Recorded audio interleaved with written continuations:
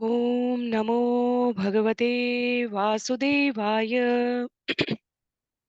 ओम नमो भगवते वासुदेवाय। ओम नमो भगवते वासुदेवाय। हरे कृष्णा। सभी को सादर प्रणाम। श्रीमद् भागवतम महापुराण सत्रों की इन श्रृंखला में आज सत्र 411 411 में सभी भक्तों का स्वागत है। हम सभी यहाँ पर 18,000 श्लोकों वाले श्रीमद् भागवतम महापुराण को अंतर्राष्ट्रीय कृष्ण भावनामृत संघ के संस्थापक आचार्य कृष्ण कृपा मूर्ति श्री श्रीमद् अभय चरणारविंद भक्ति वेदांत स्वामी श्रील प्रभुपाद की पुस्तकों के मार्गदर्शन में भक्तों के संग श्रवण और पठन करने का प्रयास करेंगे। जैसा कि सत्रों का प्रारूप है, वर्तमान विषय वस्तु का संक्षिप्त अवलोकन, तत्पश्चात मंगलाचरण और उसके बाद एक एक श्लोक का वाचन और अनुवाद करते हुए श्रील प्रभुपाद के तात्पर्य के प्रकाश में हम सभी जीवन के लिए व्यवहारिक रूप से भक्ति को समृद्ध करने के लिए जो आवश्यक ग्राह्य बिंदु हैं उनको स्मरण करके जीवन में आचरण करने का प्रयत्न करेंगे। वर्तमान विषय वस्तु के संदर्भ में स्कंद 8 अध्याय 1 से लेकर 4 तक का जो विषय है वो महाराज परीक्षित द्वारा पूछी गई जिज्ञासा के प्रत्युत्तर में सुखदेव गोस्वामी द्वारा विभिन्न मनवंतरों में भगवान की गतिविधियों के उल्लेख को स्पष्ट करता है। प्रथम स्कंद में मनवंतरों में कौन मनु हुए, उनके पुत्र कौन हुए, कौन सप्तऋषियों में प्रमुख हुए, कौन देवताओं में प्रमुख हुए, इनका उल्लेख है। तत्पश्चात अध्याय 2, 3 और 4 में गजेंद्र मोक्ष की कथा है। किस प्रकार भगवान अपनी गतिविधियों से किसी भी योनि में जो भक्ति आराधना में अपने आप को संलग्न करता है उसकी रक्षा करते हैं और भगवत गीता के अपने कथन को चरितार्थ करते हैं। अध्याय 5 से 12 तक का विषय समुद्र मंथन की कथा के बारे में, क्योंकि वहां पर भगवान के 5वें और 6ठे मनवंतर की कथा का उल्लेख है। जहां तक हमने अभी श्रवण किया है पिछले सत्र तक, वहां भगवान समुद्र मंथन में पहले देवताओं को अभिप्रेरित करके दानवों के साथ संधि करने का प्रस्ताव करते हैं। तत्पश्चात देवता और दानव सम्मिलित रूप से समुद्र मंथन करना आरंभ करते हैं, जिसके प्रत्येक कदम पर भगवान सहयोगी के रूप में उपस्थित है। प्रेरणा भी भगवान है, करने के लिए आवश्यक संसाधन उपलब्ध कराने के लिए भी भगवान उपस्थित है। तो कर्ता कारक और कारण के रूप में भगवान ने स्वयं को विद्यमान रखा है। तत्पश्चात जब अमृत निकल कर आता है उसके बाद भी अमृत का वितरण देवताओं को कैसे प्राप्त हो और दानव आसुरी नास्तिक प्रवृत्ति रखने वाले उससे किस प्रकार वंचित रहे, उसको भी भगवान ने ही सुनिश्चित किया।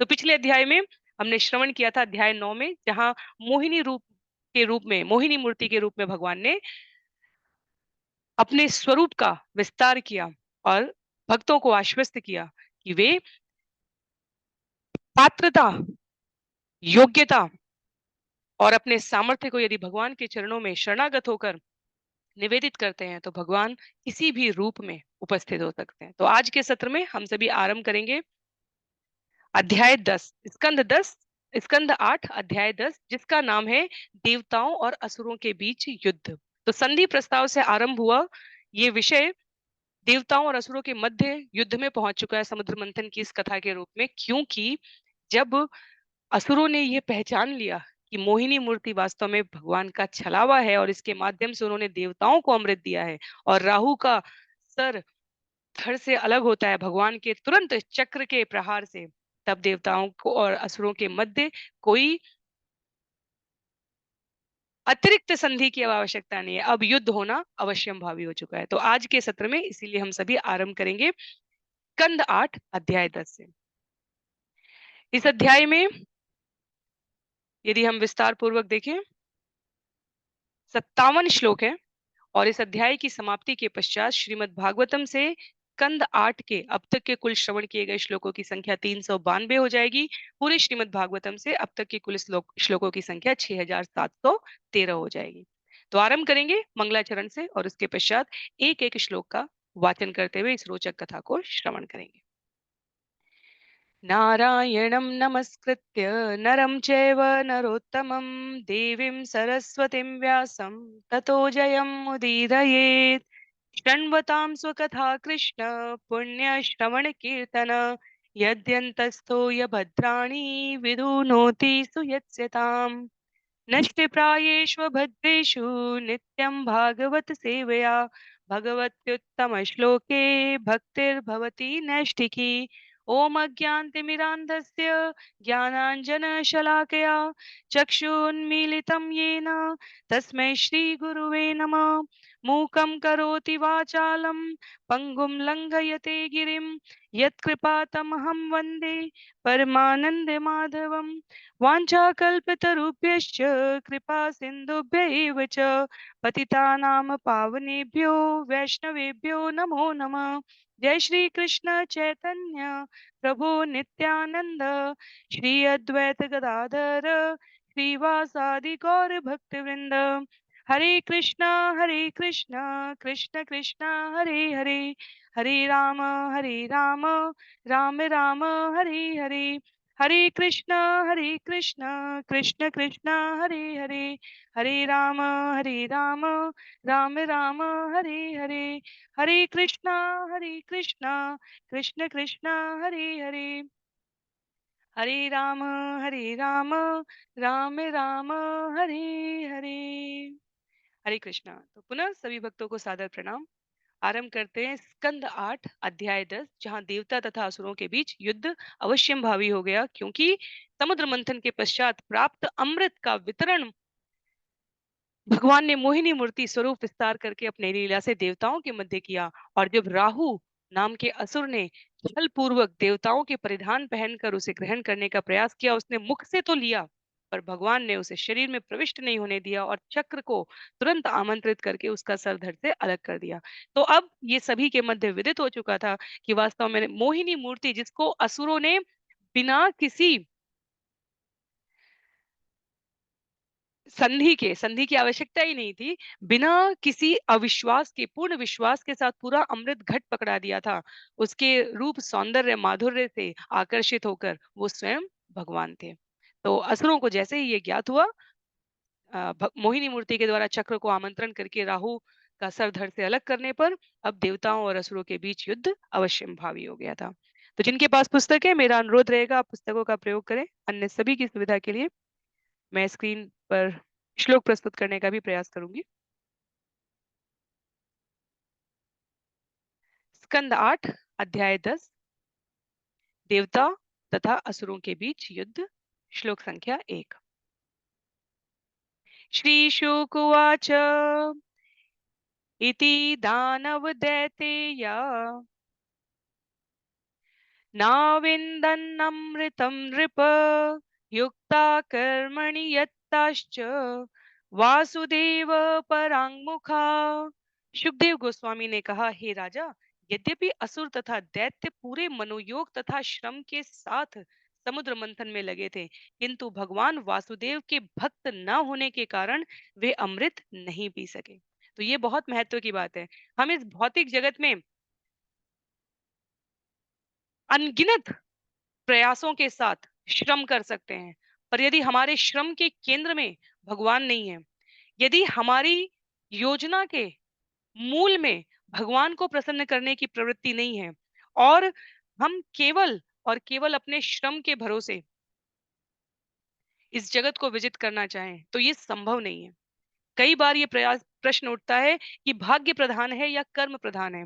कोई कहेगा कर्म प्रधान विश्व रची राखा। श्रील प्रभुपाद अपने शब्दों में इसे अनेकों स्थान पर उद्धृत करते हैं। हमारे अन्य आचार्यों ने, तुलसीदास जी ने भी रामचरितमानस में इस प्रकार से इसको उद्धृत कर रखा है। पर वहीं पर जब उसी रामचरितमानस में भरत महाराज प्रश्न करते हैं वशिष्ठ से, तो वशिष्ठ मुनि ने भी कहा है कि हानि लाभ जीवन मरण यश अपयश विधि हाथ। तो कर्म प्रधान विश्व रचि राखा, और उसी समय हानि लाभ जीवन मरण यश अपयश विधि हाथ। तो कर्म और भाग्य में प्रधानता किसकी है? उत्तर इसका आचार्य देते हुए कहते हैं, हम अपने वर्तमान कर्मों को भगवान की प्रसन्नता के लिए निवेदित करें, पूर्ववर्ती सभी प्रकार के अनिष्ट से हमें मुक्ति प्राप्त होती है। जो इस भौतिक जगत में सुख दुख हानि लाभ लगा है, वो हमें हमारे प्रारब्ध से प्राप्त होगा, पर वर्तमान में जो हम कर्म कर रहे हैं वो हमारा भावी प्रारब्ध बनाता है। इसलिए भगवान भगवत गीता में, जिसे जीवन जीने के सिद्धांत के रूप में आचार संहिता कहा जा सकता है, उसमें स्पष्ट करते हैं, पूर्ववर्ती पापों को नष्ट कर देते हैं हरिनाम आश्रय, हरिनाम प्रभु का आश्रय, और भावी कर्म भगवान की प्रसन्नता से के लिए करने से जीव अपने आप को भवसागर से मुक्त हो जाता है। कई बार प्रश्न उठता है, हम पुण्य के लिए कार्य ना करें अच्छे, तो किस भाव से करें? भगवान की प्रसन्नता के लिए करें, हृदय के शुद्धिकरण के लिए करें। उससे हम अपने प्रारब्ध के, पूर्ववर्ती प्रारब्ध से और भावी प्रारब्ध से मुक्त हो जाते हैं। पूर्णतया डायरेक्ट प्रत्यक्ष हमारा संपर्क भगवत कृपा शरणागति से संबद्ध हो जाता है। यहाँ इस ये असुरों द्वारा किया गया जो प्रयास था वो देवताओं के समकक्ष था। देवता और दानवों ने समान रूप से समुद्र मंथन के लिए प्रयास किया, पर सुखदेव गोस्वामी स्पष्ट करते हैं, भगवान के भक्त ना होने के कारण वे अमृत ना पी सके। भगवान अपने आप में स्वराट हैं, स्वतंत्र हैं। इस जगत का या अन्य जगतों के, अनेकों लोकों के कोई भी प्राणी कभी भी भगवान को चुनौती नहीं दे सकते। शास्त्र हमें ये स्पष्ट करते हैं, किसी भी योनि में, किसी भी लोक के, किसी भी युग मनवंतर काल में जिसने भी भगवान को चुनौती दी है वो नष्ट हो जाता है। जो शरणागति में रहता है वो युग युगांत तक भगवान की महिमा गाने के परिणाम स्वरूप अन्यों का श्रद्धा पात्र बनता है। तो भक्त भगवान की महिमा गाता है, भगवान भक्ति की महिमा का प्रचार करते हैं। अपनी प्रसन्नता के लिए भगवान ने इन ब्रह्मांडों का निर्माण किया है। कोई जगत का, किसी लोक का, काल का व्यक्ति, पशु, राक्षस, असुर, दानव, कोई भी कभी भगवान के इस स्वरूप को चुनौती नहीं दे सकता। और जिनकी इसमें अटल श्रद्धा और विश्वास है और उसके साथ वो भगवान की भक्ति करते हैं, भगवान निश्चित रूप से उनकी रक्षा करते हैं। देवताओं ने शरणागत होकर विनम्र भाव से, ऐसा नहीं है भक्त के जीवन में अपराध नहीं हुए होंगे, पर भक्त के इस रूप में विनीत स्वर में जो समर्पण होता है और जिससे वो आगे ऐसे कर्म ना करने के लिए अपनी प्रतिबद्धता ज्ञापित करते हुए अपने आप को समर्पित करता है भगवान के चरणों में, पुनरावृत्ति ना करने के लिए समर्पित करता है, भगवान उस दीनता से प्रसन्न होते हैं। तो अपनी योजना को अपने आनंद के लिए क्रियान्वित करने वाले भगवान ने समुद्र मंथन कराया था। और क्योंकि असुर भगवान के भक्त नहीं थे इसलिए वो अमृत ना पी सके। सुखदेव गोस्वामी कहते हैं श्लोक संख्या 2 में, साधयित्वामृतं राजन् पाययित्वा स्वकांसुरान् पश्यतां सर्वभूतानां ययो गरुण वाहन।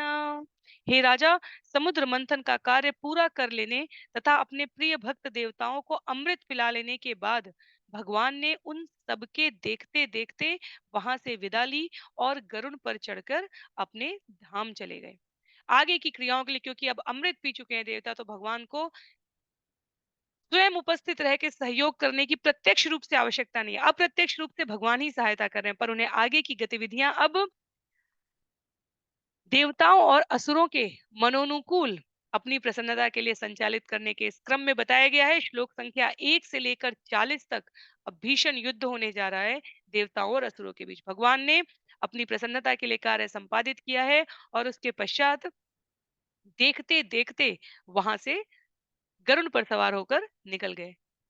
आगे के प्रसंग में, सपत्नानां परां रिद्धिं दृष्ट्वा ते दितिनन्दना अमृष्यमाणा उत्पेतु देवान् प्रत्युद्यतायुधा। देवताओं की विजय देखकर असुरगण उनके श्रेष्ठतर ऐश्वर्य को सहन न कर सके, अतः वे अपने अपने हथियार उठाकर देवताओं की ओर दौड़ पड़े। तो इस जगत में काम, क्रोध और लोभ त्रिविधस्य नरकस द्वारम कहा गया है भगवत गीता में। 3 ये नरक के द्वार बताए गए हैं। देवताओं में स्वाभाविक ईर्ष्या होती है, देव क्षमा कीजिए, असुरों में स्वाभाविक ईर्ष्या होती है, असुरों में स्वाभाविक लोभ होता है और असुरों में स्वाभाविक काम की प्रवृत्ति होती है। इस समुद्र मंथन की घटना में हमने तीनों का दर्शन किया। लोभ अमृत पाने का, बिना भगवान की सत्ता को स्वीकार किए हुए। काम, मोहिनी मूर्ति के रूप में आई स्त्री को अपने छल से, अपने इंद्रिय वासना की तृप्ति के भाव से आकर्षित करने के प्रयास में अपने काम को, जो पुरुषार्थ को उन्होंने व्यय किया था, उसकी रक्षा न कर पाना। और अब जब अपने मनोनुकूल परिणाम नहीं प्राप्त हुआ है, तब क्रोध करते हुए अपने अपने हथियारों के साथ देवताओं पर आक्रमण करना। तो समुद्र मंथन की घटना वास्तव में अनेकानेक शिक्षाप्रद बिंदुओं को हमें प्रदान करती है। हम इसे कहानी के रूप में भी श्रवण करें तो भी हम ये कह सकते हैं, अगर तत्व के विस्तार में ना जाएं। श्रील प्रभुपाद यहाँ पर न्यूनतम तात्पर्य का प्रयोग कर रहे हैं, क्योंकि ये जो कथा है ये अपने आप में शिक्षाप्रद बिंदुओं का मार्गदर्शन करने के लिए पर्याप्त है। तो देवताओं की ओर हथियार लेकर दौड़ते हुए असुर काम, क्रोध और लोभ तीनों का यहाँ दर्शन कराते हैं और प्रेरणा देते हैं कि किस प्रकार हम इन तीनों को स्वयं की इच्छा पूर्ति के लिए ना साधते हुए भगवत प्रसन्नता में देवताओं की तरह व्यतीत करें, अन्यथा परिणाम असुरों जैसा होगा। श्लोक संख्या 4 में ततः सुर गणा सर्वे सुधया पीतयेधिता प्रति संयुयुध शस्त्रे नारायण पद आश्रया। तत्पश्चात अमृत पीने से उत्तेजित देवताओं ने, जो सदैव नारायण के चरण कमलों की शरण में रहते हैं, असुरों पर प्रत्याक्रमण करने के लिए युद्ध की मनोवृत्ति से अपने विविध हथियारों का प्रयोग किया। तो स्पष्ट करते हैं सुखदेव गोस्वामी, प्रति आक्रमण करने की प्रवृत्ति युद्ध की मनोवृत्ति के परिणाम स्वरूप, तो युद्ध की मनोवृत्ति असुरों की है, उन पर प्रत्याक्रमण करने के लिए, क्योंकि देवताओं के लिए यह आवश्यक है, जो समाज के सामर्थ्यशाली व्यक्ति हैं, यदि वो भगवत चरणारविंद में हैं, तो उनकी तटस्थता समाज में जब भी अनाचार और व्यभिचार की प्रवृत्ति हो स्वीकार्य नहीं है। कहने का अभिप्राय है कि जब भी समाज व्युतिक्रम करे, भगवत चरणारविंद से विलग होकर अनाचार और व्यभिचार की अधिकता करे, उस समय जो भगवान के शरणागत सामर्थ्यशाली जीव हैं, उनके द्वारा चुप्पी स्वीकार्य नहीं होती। इस प्रकार वो भगवान के निमित्त और पार्षद बन के कार्य नहीं करते। देवताओं को अमृत प्राप्त हुआ है और भगवान के शरणागत है, इसका साक्ष्य अभी अभी मिला है। तो जब युद्ध की मनोवृत्ति रखने वाले असुरों ने आक्रमण किया, तो निश्चित रूप से उन पर प्रत्याक्रमण करने के लिए देवताओं द्वारा विभिन्न हथियारों का प्रयोग किया गया है। सुखदेव गोस्वामी कहते हैं श्लोक संख्या 5 में, तत्र देवासुरो नाम रण परम दारुण रोधस्युदन्वतो राजन तुमुलो रोम हर्षण। हे राजा, देवताओं तथा असुरों के मध्य क्षीर सागर के तट पर घमासान युद्ध शुरू हो गया। यह युद्ध इतना भयंकर था कि इसके विषय में सुनने से ही शरीर के रोंगटे खड़े हो जाते हैं। क्षीर सागर पर देवताओं ने ब्रह्मा जी के आश्रय में भगवान की स्तुति की है। क्षीर सागर पर भगवान ने ब्रह्मा जी के संरक्षण में आए देवताओं की सम्मिलित स्तुति से प्रसन्न होकर दर्शन दिया है। क्षीर सागर में विभिन्न प्रकार की औषधियों वनस्पतियों को डालकर समुद्र मंथन किया गया है। क्षीर सागर पर भगवान ने अपने विभिन्न स्वरूप विस्तार का दर्शन किया है और कराया है। और अब इसके पश्चात जब कर्म के परिणाम स्वरूप अमृत उपलब्ध हो गया है, समाज की सात्विक प्रवृत्तियां समृद्ध हो गई हैं, तब भगवान ने उनको निमित्त बनाकर कर्म करने के लिए प्रेरित करते हुए स्वयं वहां से प्रस्थान किया है। तो क्षीर सागर जहाँ समुद्र मंथन हुआ, भगवान के दर्शन हुए, वहां धर्म की रक्षा के लिए अब असुरों के संग युद्ध में देवता प्रवृत्त हो गए। और सुखदेव गोस्वामी कहते हैं युद्ध इतना भीषण था कि उसके श्रवण मात्र से रोंगटे खड़े हो जाते हैं। तत्रन्योन्यं सपत्ना ते संरब्धमनसोरणे समासाद्य शिभिबाणे निजग्नु विविधायुधे। उस युद्ध में दोनों ही दल मन ही मन अत्यंत क्रुद्ध थे। वे शत्रुतावश एक दूसरे पर तलवारों, बाणों तथा अन्य विविध हथियारों से प्रयोग करने लगे। क्षमा कीजिए, अन्य विविध हथियारों से प्रहार करने लगे। कहते हैं श्रील प्रभुपाद, इस ब्रह्मांड में केवल इस लोक में नहीं, मर्त्यलोक में ही नहीं, अपितु अन्य उच्च लोकों में भी सदा से दो प्रकार के जीव रहे हैं। एक वो जो धर्म की रक्षा करने और शास्त्र अनुमोदित आचरण करने के लिए प्रवृत्त होते हैं। दूसरे वो जिनका कार्य ही भगवान से ईर्ष्या करते हुए समाज में अराजकता उत्पन्न करना है। तो अन्य लोकों में भी इस प्रकार की सामाजिक वैमनस्यता स्थापित रहती है। और ये इस बात का भी प्रमाण है कि आध्यात्मिक जगत के इतर भौतिक जगत के किसी भी लोक में रहने वाले जीव भगवान नहीं है। वे प्रकृति के 3 गुणों सत, रज और तम की अधिकता या न्यूनता के अनुसार व्यवहार करते हैं। तो यहाँ लड़ाई जो असुरों और देवताओं के बीच हो रही है, प्रभुपाद कहते हैं ये शाश्वत है। इसे तब तक नहीं रोका जा सकता जब तक दोनों पक्षों के लोग कृष्ण भावना भावित ना हो जाए। असुर भगवान की सत्ता को स्वीकार करके व्यवहार ना करने लगे और देवता भगवान की सत्ता को स्वीकार करते हुए धर्म के लिए सजग रहते हुए सदैव शास्त्र अनुमोदित आचरण करने लगे। तो सूर्य और चंद्र जैसे लोकों में अधिपत्य जमाने वाले राजाओं में राहु जैसे शत्रु भी होते हैं और इसलिए यत्र जब जब आक्रमण होते हैं तब तब इस प्रकार की स्थिति उत्पन्न होती है। श्लोक संख्या 7 में शंख तुर्य मृदंगानां भेरिणम अरिणाम महा हस्ति अश्वरथ पत्तीनां नदतां निश्वन अभवत्। शंखों, तुरहियों, ढोलों, भेरियों तथा डमरियों की आवाजों के साथ ही हाथियों, घोड़ों तथा रथ पर चढ़े और पैदल सिपाहियों से निकली ध्वनियों से कोलाहल मच गया। अनेकों प्रकार के वाद्य यंत्र, अनेकों प्रकार के आयुध, अनेकों प्रकार के साधन परिवहन के, चाहे घोड़ों के रूप में, रथों के रूप में, हाथियों के रूप में, पैदल सिपाहियों के रूप में, यत्र तत्र सर्वत्र व्याप्त हो गए और सबके एकमत ध्वनि से कोलाहल व्याप्त हो गया है। श्लोक संख्या 8 में रथिनो रथि भी तत्र पत्ति भी सह पत्तय हया हये इभाश्चैभे सम सज्जन्त संयुगे। उस युद्ध भूमि में रथी अपने विपक्षी रथियों से, पैदल सेना विपक्षी पैदल सेना से, अश्वारोही विपक्षी अश्वारोहियों से तथा हाथी पर सवार सैनिक विपक्षी हाथी पर सवार सैनिकों से भिड़ गए। इस प्रकार समान पक्षों में युद्ध होने लगा।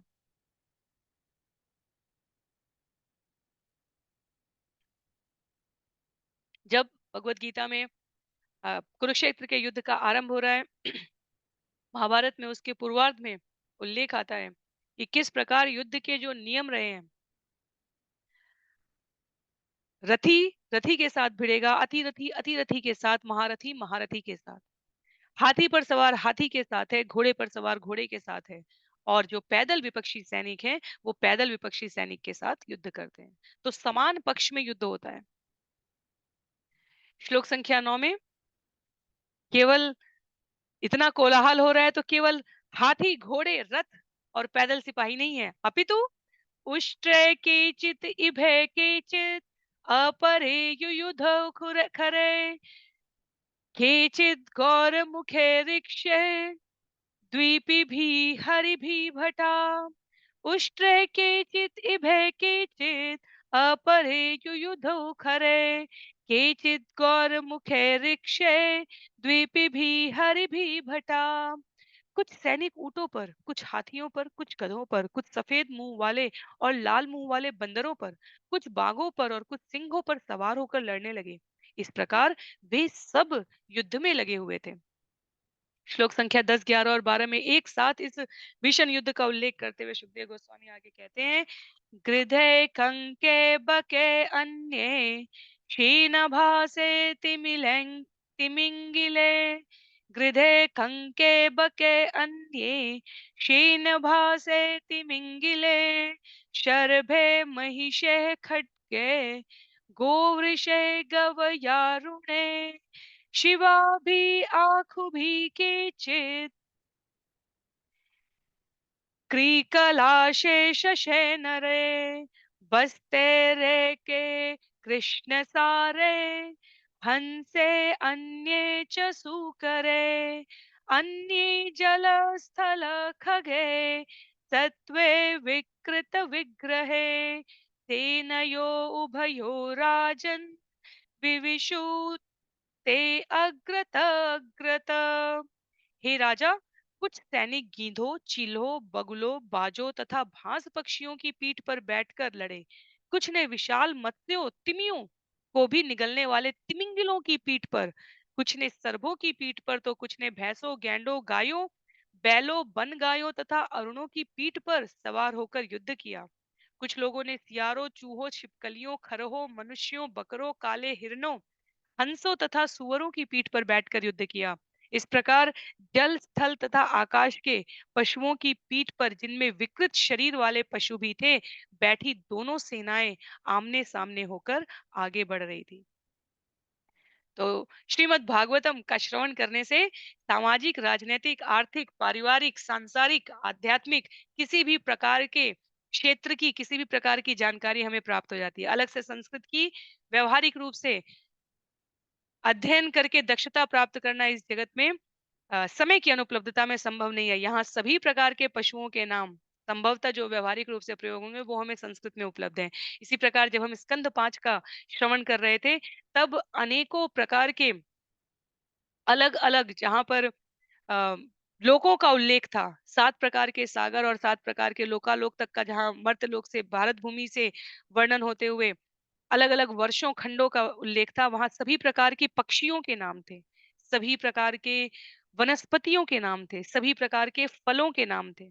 इससे पहले अभी गजेंद्र मोक्ष की कथा में हमें उद्यान की मनोरमता के उल्लेख में अनेकों प्रकार की प्रकृति के संदर्भ में जो संस्कृत शब्द श्रवण करने की आवश्यकता होती है, उसका उल्लेख था। आभूषणों का उल्लेख होता है। अभी हमने शस्त्रों का उल्लेख श्रवण किया। तो सभी प्रकार की दक्षता श्रीमद् भागवतम का इस प्रकार नियमित श्रवण और पठन हमें उपलब्ध कराता है। श्लोक संख्या 13, 14 और 15 में चित्रध्वज पटे राजन् आतपत्रे सितामले महाधने वज्रदंडे व्यजने बार्ह चामरे वातोद्वत उत्तर उष्णीषे अर्चिभिः वर्म भूषणे बुद्धिः विशदे शस्त्रे सूतरां सूर्यरश्मिभिः देवदानव वीराणां ध्वजिन्यो पाण्डुनन्दना रेज तू वीरमालाभि यादसाम इव सागरो।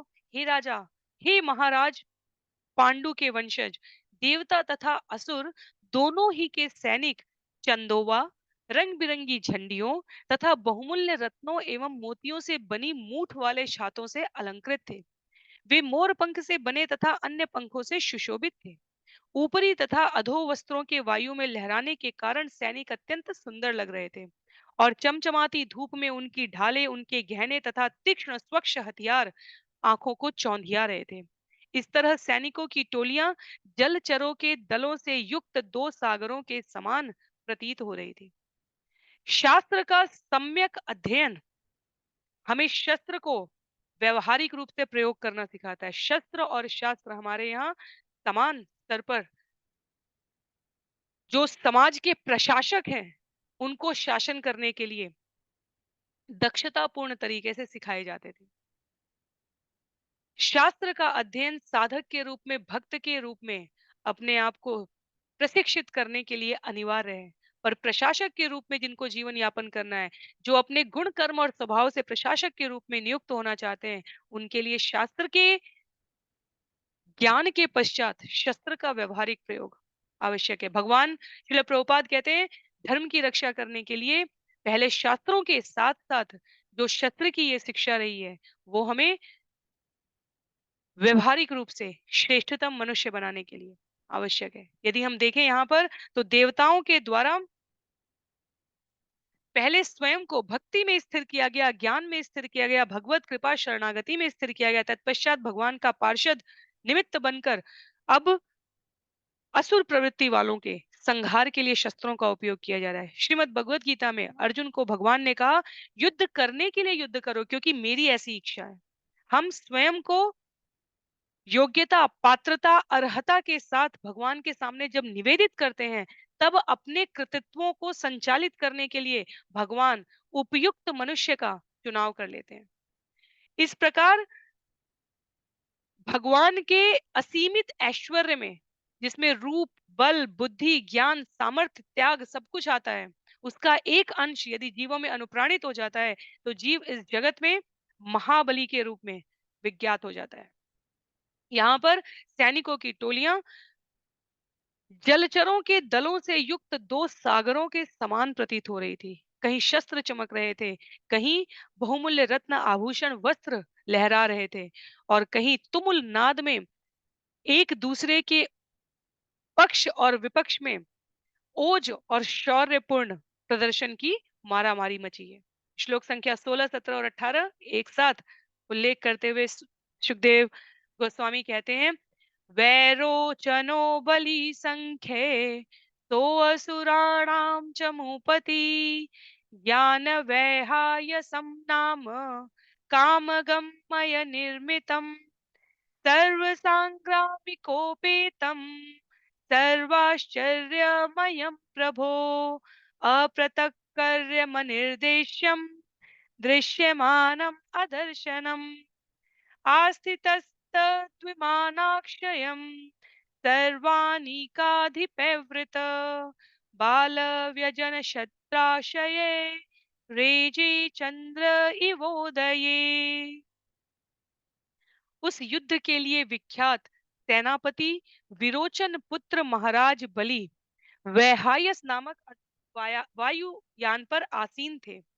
हे राजा, यह सुंदर ढंग से सजाया गया वायुयान मय दानव द्वारा निर्मित किया गया था और युद्ध के सभी प्रकार के हथियारों से युक्त था। यह अचिंत्य तथा अवर्णनीय था। यह कभी दिखता तो कभी नहीं दिखता था। इस वायुयान में एक सुंदर छाते के नीचे बैठे तथा सर्वोत्तम चमरों से पंखा झले जाते हुए एवं अपने सेनानायकों से घिरे महाराज बलि इस प्रकार लग रहे थे मानो शाम को चंद्रमा उदय हो रहा हो और सभी दिशाओं को प्रकाशित कर रहा हो। विरोचन पुत्र महाराज बलि के अद्भुत सामर्थ्य और पराक्रम का उल्लेख है।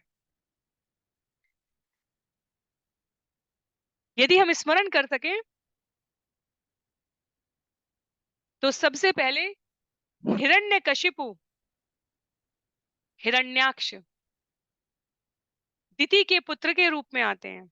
वहां प्रहलाद उनके भक्त के रूप में, पुत्र के रूप में, भगवान के भक्त के रूप में जन्म लेते हैं।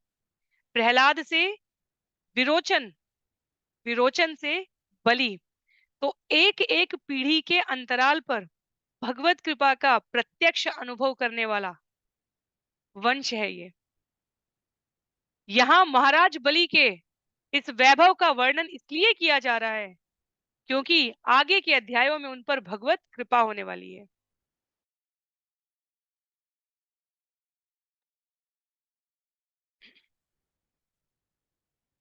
जब जब शास्त्रों में भगवान की कृपा होनी है, भगवान का अवतार होना है, भगवान के भक्त के ऊपर कुछ अवर्णनीय घटना का वर्णन किया जाना है, आचार्य सबसे पहले प्रकृति कितनी मनोनुकूल हो जाती है उस सौंदर्य का वर्णन करते हैं। भगवान राम का जन्म होना है तो रामचरितमानस, वाल्मीकि रामायण, इन समस्त स्थानों पर प्रकृति की मनोनुकूलता का उल्लेख किया गया है। भगवान कृष्ण का जन्म होना है तो प्रकृति मनोहारी हो गई है। इसी श्रीमद् भागवतम में स्कंद 10 में हमें वर्णन प्राप्त होगा। चैतन्य महाप्रभु अवतरित होने वाले हैं तो पूरा नवद्वीप ऐश्वर्यों से आप्लावित हो गया है। तो जब भी हमें इस बात का संशय हो कि कोई भगवत स्वरूप है या नहीं, भगवत सामर्थ्य प्राप्त है कि नहीं,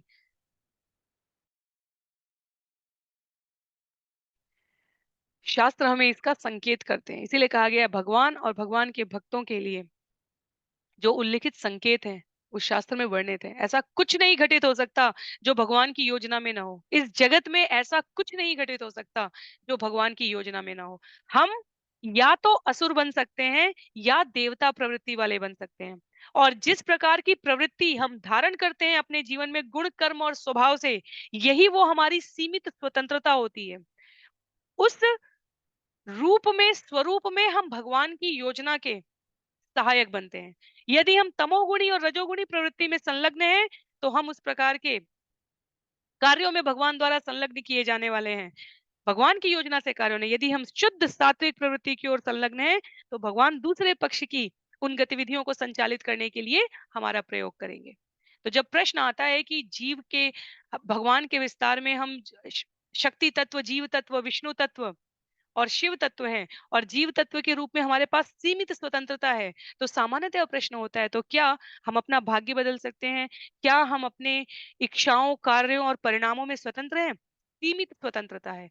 स्वतंत्रता जीव तत्व के रूप में हमारे पास इस बात की है कि हम कौन से गुण, कर्म और स्वभाव को प्राप्त करने के लिए प्रयास करें। जो होता है वो अंततः भगवत इच्छा से होता है। हम या तो इस पक्ष में होते हैं या इस पक्ष में होते हैं, या शुद्ध और सत्व में होते हैं, या रज की न्यूनता और तम की अधिकता वाले पक्ष में होते हैं। सीमित स्वतंत्रता से अर्जित गुणों के आधार पर भगवान हमारा चयन करते हैं अपनी योजना के संचालन में। ये सरलतम पंक्ति है ये समझने के लिए कि कर्म प्रधान है या प्रारब्ध प्रधान है, हमारी स्वतंत्रता हमें अपेक्षित परिणाम देती है या भगवान की योजना प्रधान है। इसका उत्तर इन प्रकार के उदाहरणों में स्पष्ट हो जाता है। आगे एक साथ करीब 6 श्लोक हैं इस युद्ध की भीषण प्रस्तुति के लिए।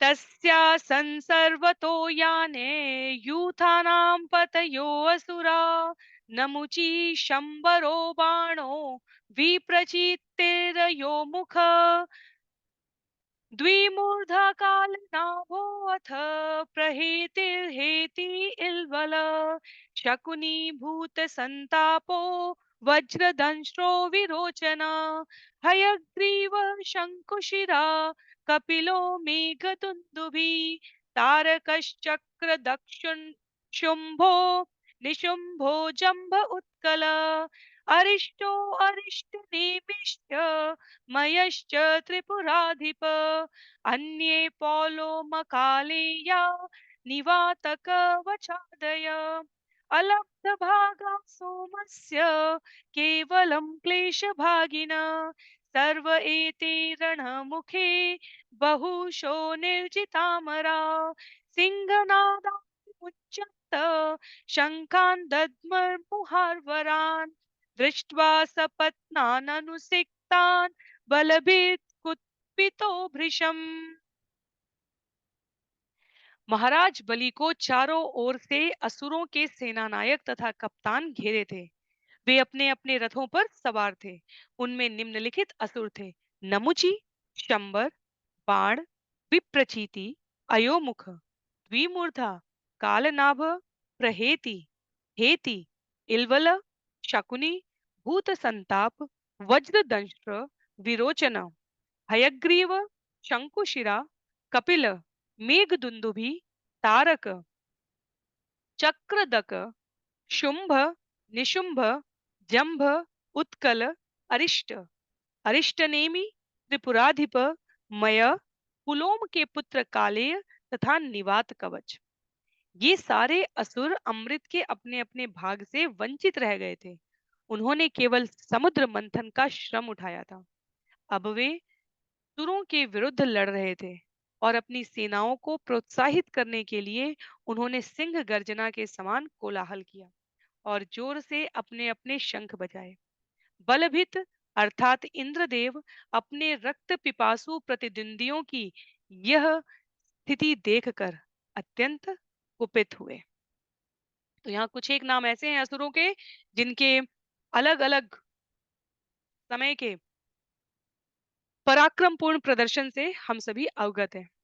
मय दानव का नाम लिया जाए या शुंभ निशुंभ की बात की जाए, कपिल मेघदुंदुभी, हयग्रीव विरोचन, कालनाभ या इल्वल की बात की जाए, यहाँ शकुनी का भी उल्लेख होता है। तो नामों की पुनरावृत्ति होती है। इस अर्थ में हमें भ्रमित नहीं रहना चाहिए कि कौन से शकुनी की बात की जा रही है। महाभारत के शकुनी महाभारत के शकुनी है, यहाँ असुर शकुनी की बात की जा रही है। इसी प्रकार अरिष्टनेमि का अलग से उल्लेख आता है। जब देवताओं के सेनानायक कार्तिकेय के साथ युद्ध होगा, जब अरिष्टनेमि कैलाश पर्वत पर आक्रमण करते हैं, तब वहां पर उनका उल्लेख आता है। तो ये अनेकों प्रकार के असुरों के नाम है। यहाँ पर इंद्रदेव पर्यायवाची बलभीत यहाँ पर कहा गया है, जो रक्त पिपासु प्रतिद्वंदियों की स्थिति देखकर कुपित हो रहे हैं क्योंकि वो अभी शौर्य से ओतप्रोत है। तो आगे अब युद्ध के इस मोड़ पर देवताओं की ओर से क्या प्रयास किया जा रहा है। अभी तक असुरों के ऐश्वर्य को उल्लेखित किया गया है। श्लोक संख्या 25 में कहते हैं सुखदेव गोस्वामी, एरावतम दिक करिणम आरूढ़ शुशुभेश्वराट यथा स्रवत प्रस्रवणम उदय अद्रिम अहपति। एरावत हाथी जो कहीं भी जा सकता है और जो छिड़कने के लिए जल तथा सुरा को संचित रखता है। चढ़कर इंद्र ऐसे लग रहे थे मानो उदयगिरी से जहां जल के आगार है सूर्य निकल रहा हो।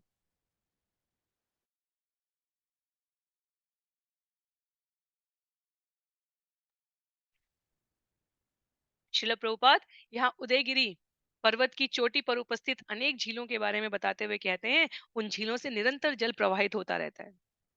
इंद्र का वाहन एरावत जल तथा सुरा संचित करके रख सकता है और जिधर भी इंद्र प्रस्थान करेंगे उधर उस ओर छिड़क सकता है। तो एरावत की पीठ पर बैठे उदयगिरी से ऊपर उठते तेजस्वी सूर्य के भांति यहाँ पर इंद्र के तेज का वर्णन किया गया है। श्लोक संख्या 26 में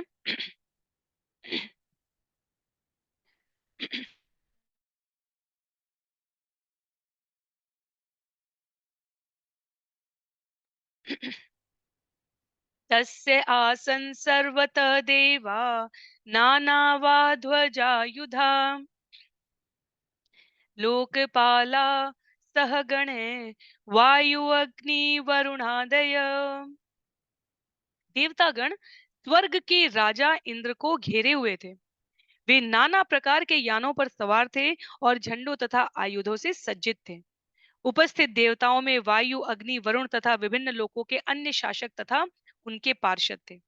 यदि हम श्रीमद् भागवतम पर ध्यान केंद्रित करें तो देवताओं और असुरों में छिटपुट लड़ाइयां होती रहती हैं, जो इस बात की पुष्टि करता है कि भौतिक लोक में आने वाले ये स्वर्ग लोक नरक लोक इसमें रहने वाले प्राणी भी इस जगत में रहने वाले मनुष्यों की भांति एक धर्म के पालक होंगे, दूसरे धर्म विरोधी होंगे। तो युद्ध होता रहेगा, पर क्षीर सागर के तट पर होने वाला ये युद्ध इतना भीषण है, इसलिए यहाँ इसकी प्रस्तुति विस्तार में सुखदेव गोस्वामी द्वारा की जा रही है। तो देवता यहाँ पर इंद्र को घेरे हुए अनेक यानों पर सवार अनेक आयुधों से सज्जित है।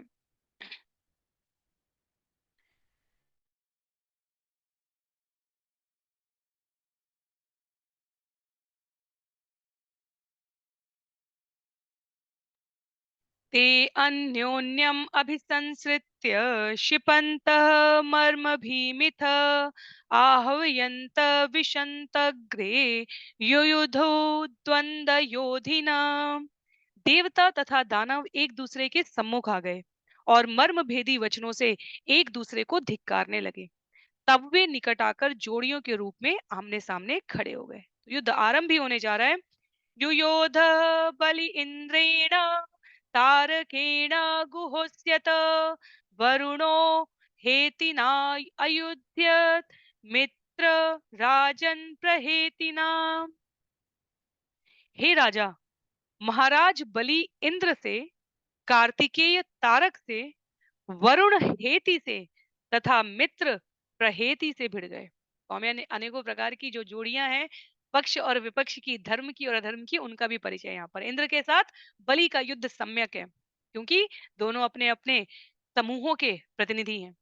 सेनानायक के रूप में देवताओं की ओर से कार्तिकेय और असुरों की ओर से तारक हैं, इसलिए उन दोनों के मध्य युद्ध हो रहा है। वरुण और हेति अपने शक्ति और सामर्थ्य में समकक्ष हैं, इसलिए वरुण और हेति, हेति असुरों की ओर से प्रतिनिधि हैं, उनमें युद्ध हो रहा है। और इसी प्रकार मित्र, देवता जो मित्र हैं नाम से हैं, मित्र अर्थात फ्रेंड्स और शुभ चिंतकों की बात नहीं हो रही, देवता एक हमारे हैं जो मित्र। जब हम इंद्रियों के वर्णन के बारे में श्रवण करते हैं तब मित्र शरीर के इंद्रियों के रक्षक के रूप में कहे गए। मित्र का सामना प्रहेति से हो रहा है। तो अलग अलग आगे के सत्र में